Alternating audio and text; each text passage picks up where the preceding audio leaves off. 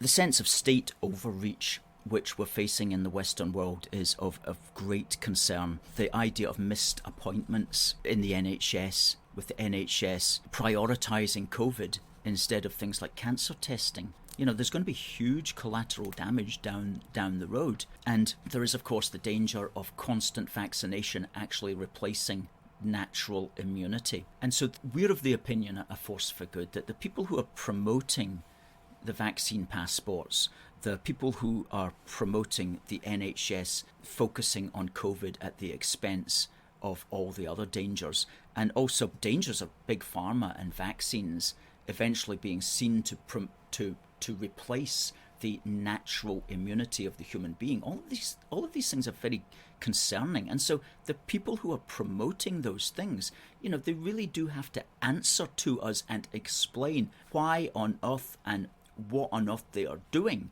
I'm going to use the word culpable. They could be considered to be culpable down the route. And at the end of the day, I do believe it is people like ourselves, our viewers, and people like Ben who will absolutely stand tall at the end of the day and will be vindicated for having been correct from the very start. Let me just introduce you, Ben, to the viewers. Now, Ben is one of these rare voices of common sense on Twitter.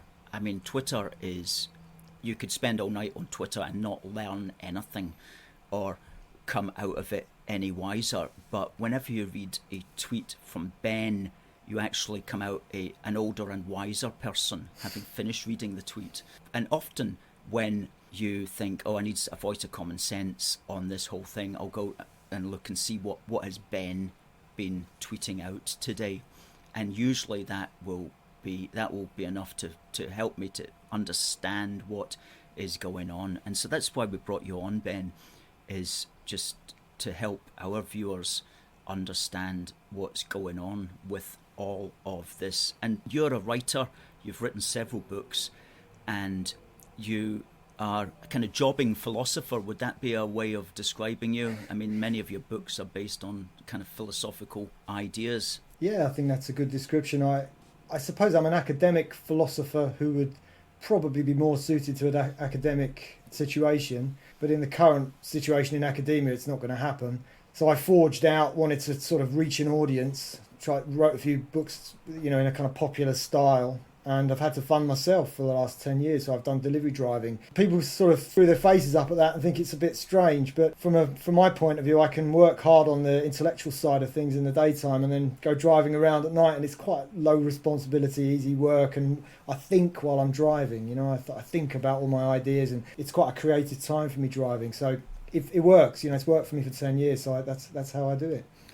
I totally understand that, because whenever I've done any sort of physical activity or labour or whatever, you find your brain actually switches into a kind of different mode, and you actually start to get more creative thoughts. I don't know if it's because your body's moving and you're like concentrating on other things, but it sort of switches your brain up a gear. So I totally understand what you mean. That's exactly what you do, and I think it's absolutely fantastic that you're doing this. What was it that made you initially think, I need to find out what's going on here? I mean, you would be like many of us, I suppose, almost 2 years ago now, in shock when all of this began. I mean, what was it that made you think I need to really get to the bottom of this? To be honest, I was primed for this. Really, people have said that to me. Ben, you were primed for this. You were ready for this, and I think I was. I was writing about the hypochondria of intellectuals. This has been something I've been thinking and writing about for 10 years, and it was partly what my PhD was on. And I've also written a book about socialists and how they sort of gang up on people and make completely unreasonable demands and accusations, and almost like a sort of extortion racket, really, getting other people to run around doing things for them whilst enriching themselves in the process. This is my theory, if you like, of what socialism is, and I connected it with hypochondria because that's kind of what a hypochondriac does. They sit around saying that they've got some sort of special insight into things, but they can't possibly contribute themselves, so they get everybody else running around on their behalf. So I've been writing and thinking about this stuff for 10 years, And then suddenly at the start of March, this virus suddenly emerged. And the government obviously tried to do the right thing, pursued herd immunity, tried to calm things down, keep the country open. There was no indication that we needed to panic. But the socialists just went nuts, you know, especially the public sector. And I was always getting aggravation on Twitter, you know, especially over Brexit. And to me, it just felt like the continuation of the same thing. I just thought, oh, here we go again. They're going nuts about something else now. So I immediately just thought, this is wrong. You know, this outcry is going to lead to bad things unless we nip it in the bud. So I sort of waded in immediately, was arguing with people and putting, you know, like you say, putting my little aphorisms out there, trying to educate people on this. Unfortunately, it snowballed, you know, the hysteria snowballed, and before you knew it, the government had caved in and locked down, and as you know, the rest is history. But that's how I came into it to start with. What did your studies lead you to conclude as this situation started to rumble on during the spring and summer of last year? Well, immediately I blamed the socialists. You know, that was my working hypothesis to start with. I just thought they've gone nuts. And I knew that Steve Hilton, you know, a former advisor to David Cameron, had said that when they were in power, they were frustrated because initiatives would be just unilaterally launched by the bureaucracy, by the public sector. Hilton said that he and Cameron would wake up in the morning, read the papers and find out that the government was doing things that they didn't even know about, let alone that they actually agreed with. So I kind of sensed that dynamic was probably going to be in play here, and I thought the outcry is so extreme from the public sector and the socialists that the government are likely to cave in on this, especially when Italy locked down. So after the government caved in, I started, not immediately because I was as shocked and, you know, sort of freaked out as everybody was really, but I just thought, what on earth is going on? We're suddenly living in a tyranny overnight. But gradually I started to think, hang on a minute, instead of just vilifying the government, perhaps we ought to look more closely at the actual dynamics of this and how the government were crowbarred into this in the first place. So that quite soon became the line that I took on this. What I was trying to do was provide an objective analysis on this. You know, you can sort of have the moral conversation afterwards, but the fact is, if Boris was pressured into this, and if he would have potentially have been unseated by all this if he hadn't gone along with it, and if a Remainer had taken his place, then this massive democratic exercise, Brexit, and the 3 years during which we fought so hard to keep Brexit, it was all under threat. You know, it was all in jeopardy at that point. And so I've used the phrase that Boris maybe bent like a blade of grass in a hurricane. You know, rather than being blown down like an oak tree, he sort of lived to fight another day. And just to add to that, unfortunately, they prepared I think it was a 2-week lockdown. But the teachers who had forced the initial lockdown by threatening unilateral schools closures, the National Education Union then refused to go back to work again. And along with, I think, at one point, 9 teaching unions were writing open letters to the government saying that we're not going to go back to school unless certain safety measures are in place, including social distancing, which basically meant that normal classes couldn't resume. So the first lockdown went on for so long because the teachers refused to go back to work again. And I've been watching this unfold with a sense of just increasing dismay, thinking like, this is the dynamic of this disaster, and until we break into that dynamic of a capitulating government and basically a revolutionary public sector, we're not going to be able to end this. Totally. And what I like about your particular analysis of these things is many people, and some of their ideas may have certain truth in them, but they tend to look at a much bigger picture, such as Bill Gates and Klaus Schwab and others like that. And I've no doubt these people have their interests and have their money, and they will be doing what they can to take advantage for their own particular interests. But like here in the nitty gritty, you know, in a school in Glasgow, for example, who's stopping teachers going back? It's not Klaus Schwab, it's not Bill Gates, it's the people on the ground in the local area who, in Scotland, we have this atrocious teaching union, which is just like everything that is wrong they'll be for, and everything that's right they'll be against, basically. And they're teaching little children, and some of the stuff that's coming out in schools, I'll get to that later on in the programme this evening, but I mean, it's frightsome stuff up here. Anyway, it doesn't surprise me at all that they're telling the teachers, you know, you're in actual danger of catching this disease. Indeed, I know somebody that's got an infant at school, and every day, you know, the teachers just phone up the parents and say, take away little Johnny because he's got a runny nose, you know, which is what little children that age have 24/7 anyway, you know, and little children have sniffles and that sort of thing because it's building their natural immunity anyway, and they need to catch these things, deal with them, and get stronger. But what's happening is it's just like the teachers are being encouraged to live in absolute fear. And some teachers seem silly enough to actually believe all this, you know, that they can catch something from a child. Well, they might catch a wee cold, but that's just what they do. Yeah, well, yeah, you're right to point that out. I mean, yeah, as you say, what's happening in the schools is an abomination. There's no other word for it. It's a gigantic crime, and yeah, you're right. On the Klaus Schwab stuff, I mean, maybe there's something in that. Maybe it was opportunistic, but at the end of the day, you've got to deal with the situation in front of you in your own country, and these colossal crimes are taking place against children. To me, it feels evasive to be fighting this kind of abstract online battle against a hypothetical conspiracy that doesn't really make sense anyway, because Boris did something completely different for the first 2 weeks of March. So I don't want to go on that tangent while children are suffering. You know, that's always been my attitude. And, you know, at the end of the day, you know, communism was an international phenomenon, but countries freed themselves from the yoke of communism by dealing with their tyrannical governments on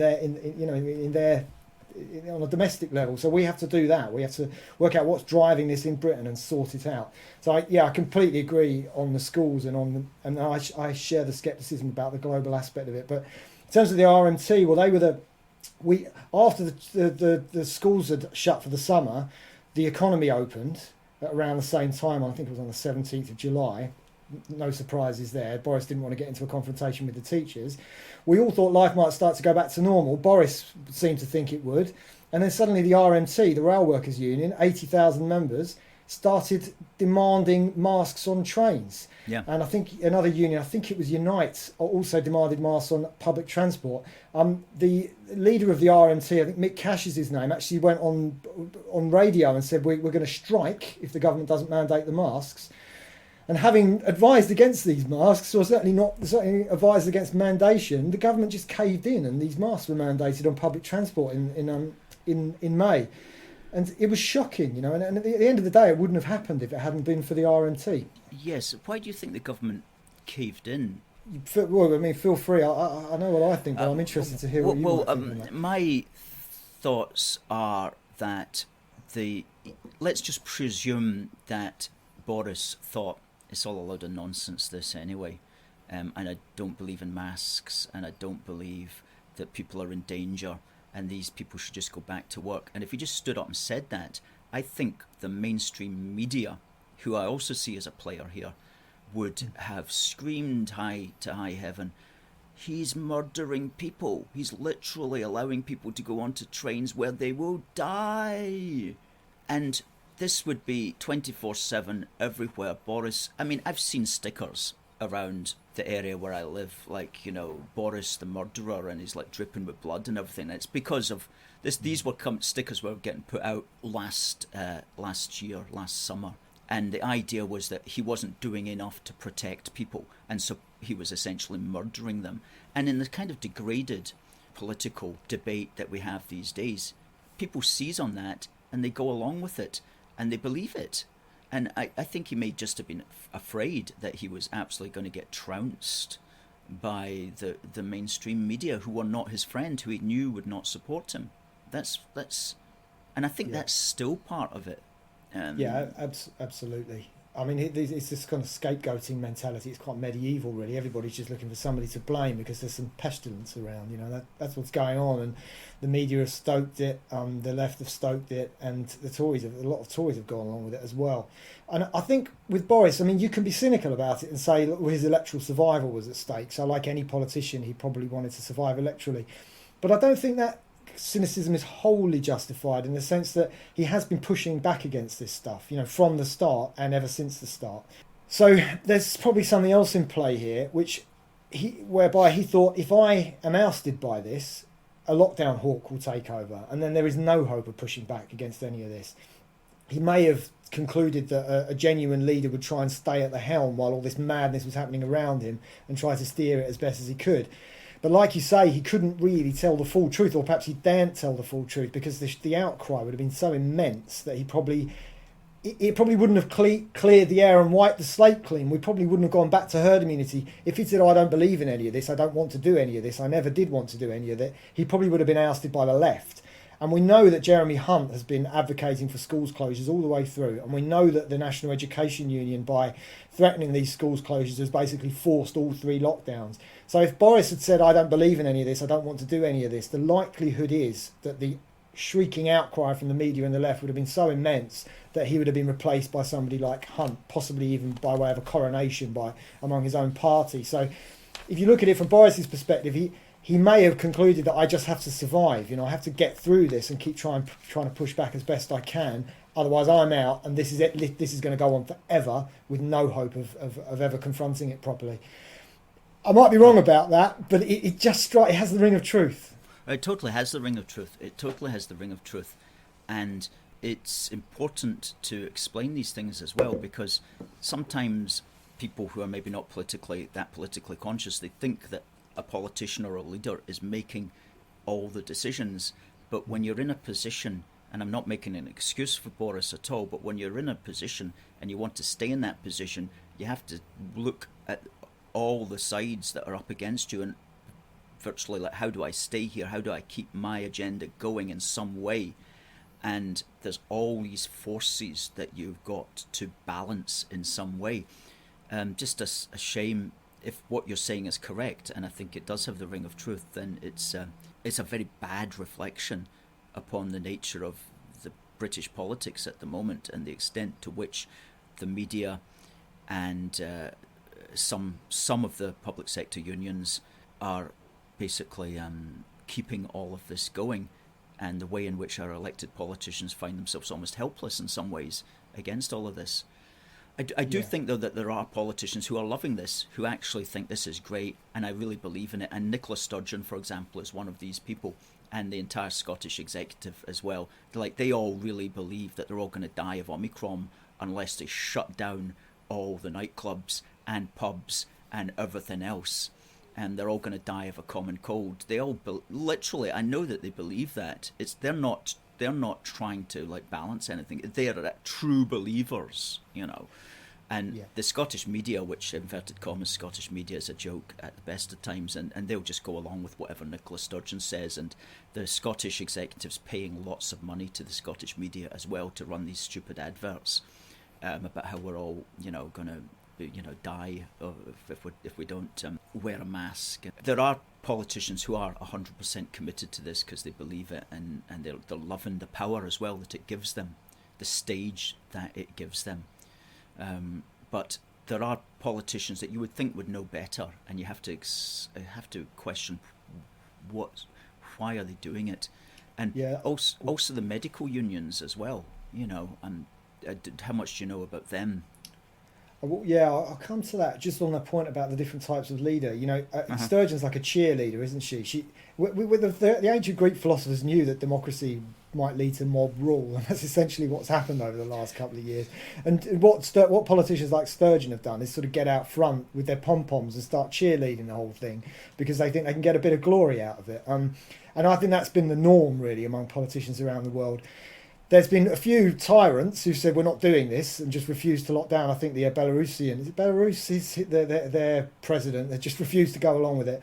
In Sweden, we had an interesting situation because Anders Tegnell basically had complete authority to make a decision, and so he was kind of impervious really, and just was able to make that decision without the political pressures that other leaders were subjected to.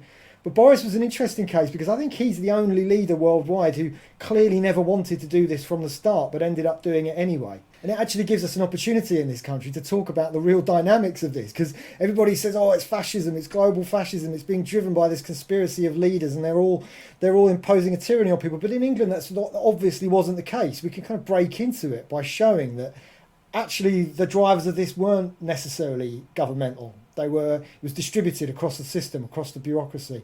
And to come to your point about the medical unions, I don't know of any medical union at the start of March that kicked off publicly, although I can't believe they didn't kick off behind the scenes. I do know the TUC, which is a federation of unions in this country.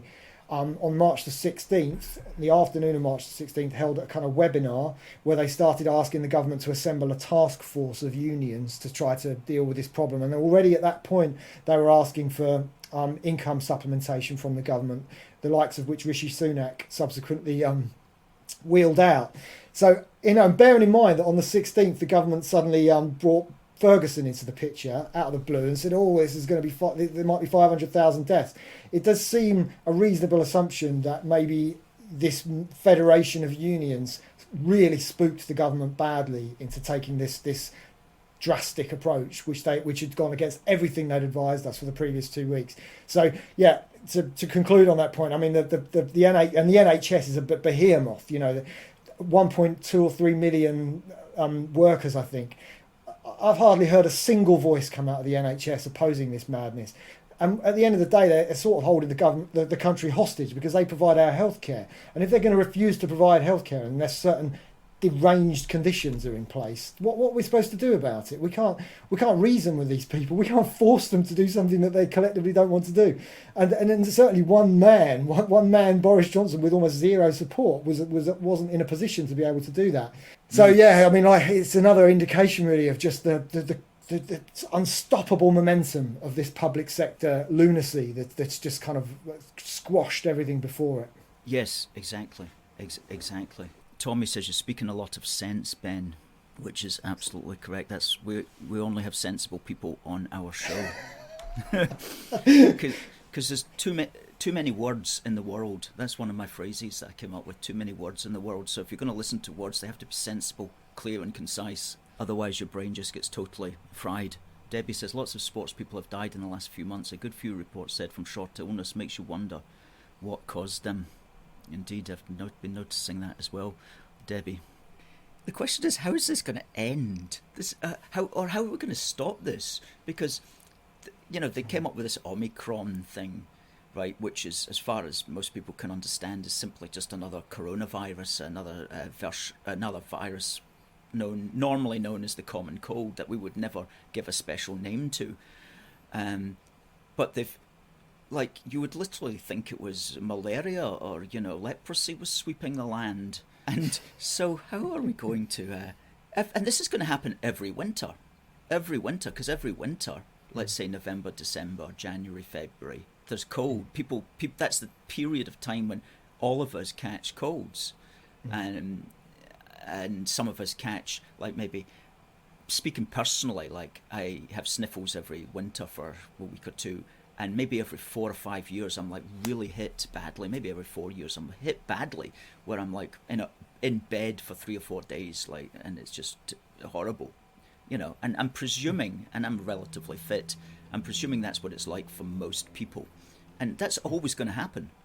For as long as mankind is on Earth, we're going to catch the common cold. But if we're going to lock down society for the common cold, I mean, I have this idea of this. What's really happened is that, for some reason, intentionally or just the way that it has come about now, they've essentially weaponized the common cold. They've weaponized the common cold, and they're able, as a consequence of having weaponized it, to be able to create mass panic among people who don't seem to know any better, create crazy regulations, and as a consequence of these regulations, again, by accident or by design, they've now built a system of mass control.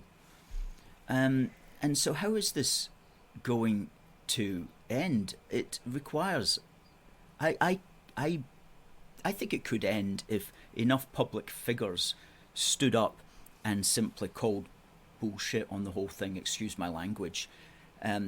Prominent football players, pop stars, celebrities, for crying out loud, and who had enough money to weather the storm that would undoubtedly come down upon them, and just start the conversation in society that, this is ridiculous. And I think there are a lot of people out there who think like you and I, but we've got no power to actually change the law.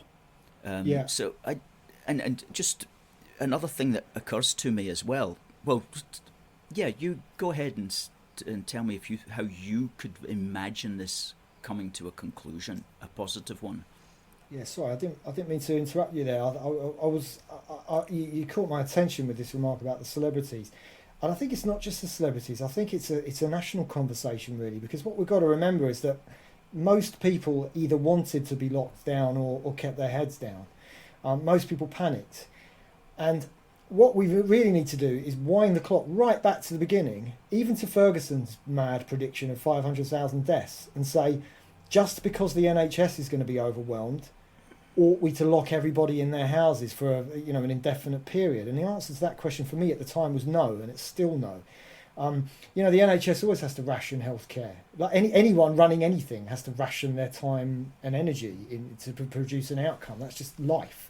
Yeah. So, and when we have this concept of triage in the NHS, so even if there had been an absolutely devastating pandemic, I still think it would have been more wiser to have kept the economy open and allow people to take responsibility for sorting things out to some extent themselves in all of this. Of course, there's going to be a government role during a massive pandemic, but just locking everybody up and hoping that it'll sort the problem out was madness at the time, and it would be madness if it happened again.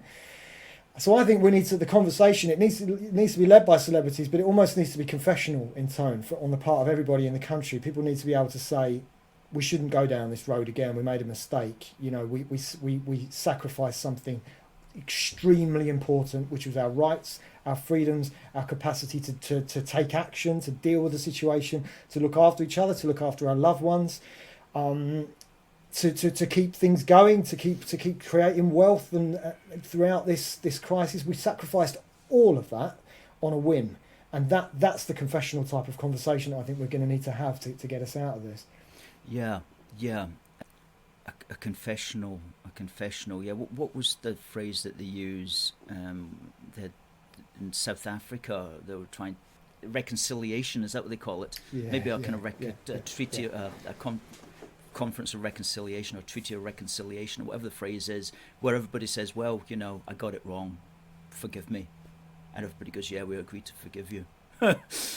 I do think that's going to have to happen. Yeah. I do think there's going to be people in positions of leadership that are going to come under scrutiny, and I think that's only right. If you could put yourself in a position of leadership, you've got to make the right decisions, and the leaders pretty much universally made the wrong decisions, and that you don't get paid 150 grand a year or whatever it is without coming under some scrutiny when you make a terrible decision, and that's only right.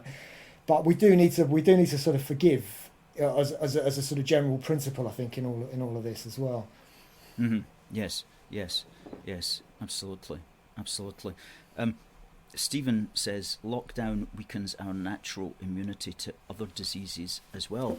That's true, and it prevents, like, children who are not, as I touched on earlier, children who are not getting exposed to coughs and colds from their classmates, and instead of living in some kind of sterile bubble, are going to grow up with weaker immune systems. I mean, I used to be a natural health therapist, and I have great confidence in the resilience of the natural immune system certainly for colds and flus and things like that. These are things that your immune system was built to survive. I'm not talking, of course, about extreme, strange diseases that hit you, but colds and flus and so on. These are things that the human body is designed to deal with, and there has to be some kind of pain as a result of that. One of the most upsetting things for me during all of this has been the number of people who have exposed themselves as kind of hysterical. They obviously had some kind of tendency towards that, but they've really exposed themselves as being like Andrew Neil, for example. He obviously had a tendency in him that he was suppressing for many, many years, which was, just get the people to do what I tell them, and if they don't do what I say, then we're going to have to punish them. He obviously had that deep down, and somehow it's come to the surface now, because he feels that he's living in a social environment where he can just let that rip now.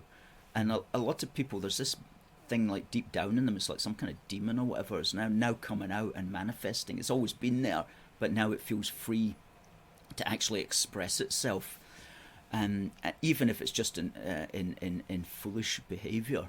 and hysterical fear of life. But it seems to have brought out that in some people, which is a great.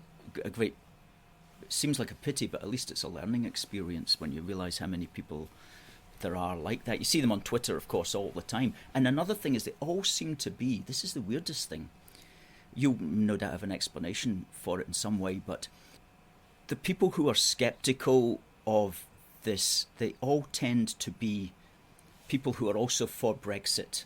They also tend to be people who are for the Union. They also tend to be,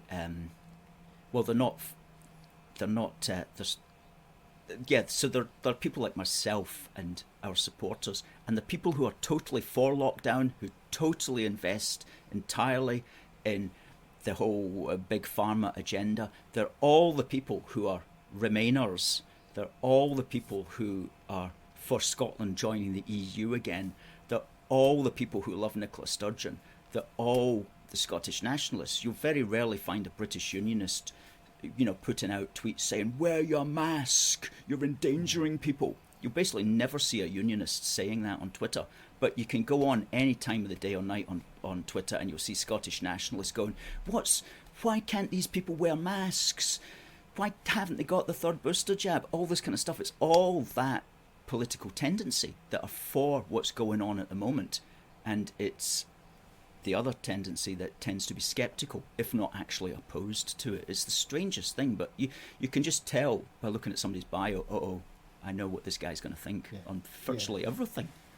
Yeah, it's true. I mean, there are so many, but there's a kind of bullying streak in so many different ideologies at the moment. And ironically, the Brexiteer types, the British values type people, we're the ones who get told we're fascists and we're nasty and we're trying to impose our agenda on people, but we're not at all. There was a study done that showed that Brexiteers were more conscientious. I use the word Remoaners now because, not all Remainers were being bullies about it, but Remoaners certainly were. And yes. In my dealings with the SNP, I don't want to generalise, but I'm sure I'll probably have a sympathetic audience with you. But they do seem to be hostile, kind of fundamentally hostile. So these British values, it was always about self-control, stiff upper lip, taking responsibility. And people will say, "Oh, that's all selfish," but it's not. It's extremely benign to be able to keep hold of yourself in a crisis and try to do the right thing but off your own back. I mean, those are the values that we all subscribe to, and if those values had prevailed, we would never have descended into this madness. Never. So I can see why. I can see why you would go along with that as someone who's pro-union. It's a British thing fundamentally, I think. I like that. I'm writing this down. I'm writing this down because that's a profound thought. Because I remember when all this kicked off, I had a conversation with one of the AFFG team who was designing some graphics for social media, and this person comes up and goes, well, how about a keep calm and carry on? Mm-hmm. And because that's, as you're saying, that's harking back to the whole stiff upper lip British value thing, and the whole keep calm and carry on is about level-headedness and continuing just to get through it and ultimately prevail. And then we were like, yeah, that's really good, but hang on a minute, no, we can't use that, because the world is literally falling apart around ourselves and nobody's listening to that message. Nobody's listening to it. I mean, we put it out, keep calm and carry on, but we realised that we were talking to ourselves at that particular time, because the world and the country just seemed to be going hysterical, which was, again, a wake-up call, and we're like, oh, crikey, we were not expecting this. And I put that down to just the sheer panic that the mass media was generating. I mean, just huge panic. Everywhere you looked, and still is, of course, every newspaper is promoting panic, every bus stop poster is promoting panic, every video, every government message on Twitter or YouTube is promoting panic, panic, panic, die, die, die, and everybody is like, oh no. And people like ourselves who understand how propaganda works and who understand politics and so on can see it's so, it's so obvious. But for a lot of people, they believe it because they don't think that people would panic them unnecessarily. They don't see that. I do. I think that all these things are connected. I mean, once you get a grip of yourself, you can then analyse a situation objectively. You can be realistic about a situation. And when you start being realistic about a situation, you can sort of start having realistic discussions with the people around you. You can have reasonable discussions. And so all of us who did have enough self-control to be able to sort of rise above this panic, we were there trying to be reasonable about it and objective about it and saying, look, there's no need to worry. And let's remember, we were told this by Boris Johnson and his science advisors. We were told it would be a mild disease for most people. We were told even for most vulnerable people it would still be a mild disease. But once people had just lost any sense of self-control and the hysteria took over, we were really banging our heads against a brick wall, trying to be realistic and reasonable and objective about this stuff. It was hopeless, really. I mean, we're getting there very, very gradually, but it's been a painful process. That's right. That's right. Ben, thank you so much for this chat. We've talked for longer than we intended, which I'm very pleased about. Ben, are you working on anything at the moment? I know you've got several books which can be bought at benirvine.co.uk. Are you working on anything at the moment that you want to talk about? Oh, thanks. Yeah, actually, my website, Google might tell you it's got a virus. I think so. Just be a little bit wary of my website at the moment. But my books are all available on Amazon. I've written four books and a mini book. You can also follow me on Twitter. The handle is @BenIrvineAuthor. I'm producing more videos at the moment. I'm sort of in full-on campaign mode with this stuff. So follow me on Twitter and keep abreast of everything. I just want to say thank you very much, Ben, for your time. Yeah, we'll be having programmes usually every week next year as well, so we'll definitely get you back and to talk about any of your latest material or your latest thoughts, which I'm sure you'll have many of. So thank you very much. More power to your elbow, Ben, and have a lovely day. Thanks. Best Take of care. luck. Cheers. Bye-bye. Cheers.